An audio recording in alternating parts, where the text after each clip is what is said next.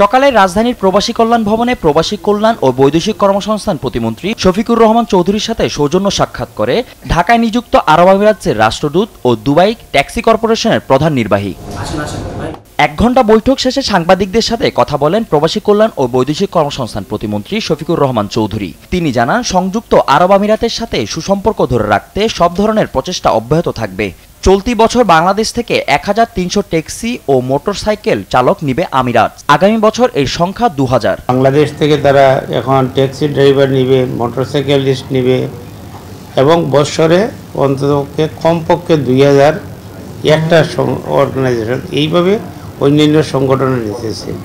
সেই হিসাবে আমরা মনে করি যে সংযুক্ত আরব আমিরাতের সাথে আমাদের যে সুসম্পর্ক দীর্ঘদিনের, জাতির জনক বঙ্গবন্ধু সেটা শুরু করেছিলেন 1974 ইংরেজিতে, সেটা কন্টিনিউ আছে এবং কন্টিনিউ থাকবে।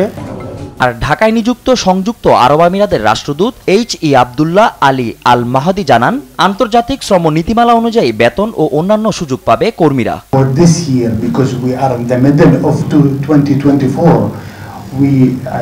Dubai taxi driver, they will take 1,300 all in total. But this number will be increased by, in the future, will be approximately 2,000 yearly.